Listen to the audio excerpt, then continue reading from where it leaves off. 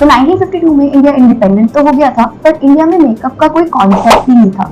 मतलब मेकअप करते किनका थे, कोई अगर विलन का रोल प्ले कर रहा है कोई प्ले में या फिर कोई मूवी में, तो उन लोगों का मेकअप किया जाता था। और वो मेकअप भी ऐसे मतलब बहुत ही डार्क आईज कर देते थे या फिर बहुत ही रेड लिप्स कर देते थे, और उनको डरावना दिखाने के लिए मेकअप का यूज किया जाता था।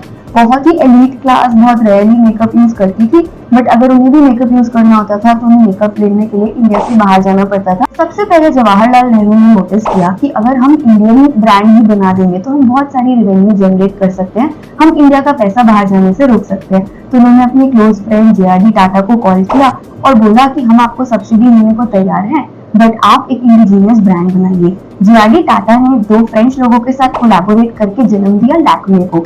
अब लैक्मे नाम कैसे आया, ये बहुत ही इंटरेस्टिंग स्टोरी है।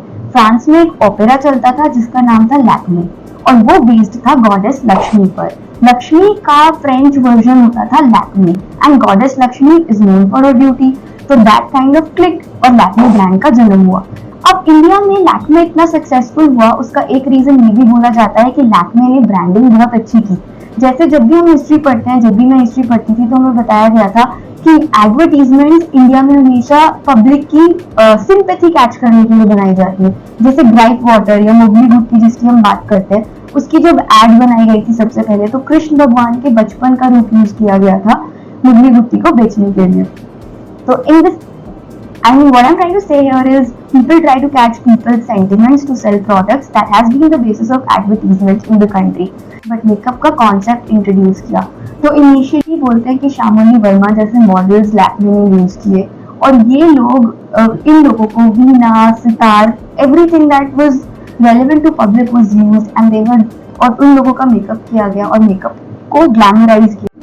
1998 में टाटा इंडस्ट्रीज ने लैक्मे को सेल कर दिया हिंदुस्तान यूनिलीवर को फॉर 200 करोड़ रुपीस। उसके बाद से Lakme has been growing.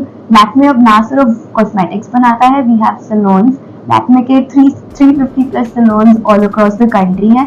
Plus Lakme एक इवेंट होस्ट करता है जिसका नाम है लैक्मे फैशन वीक, और जो कि मुंबई में साल में 2 बार होता है।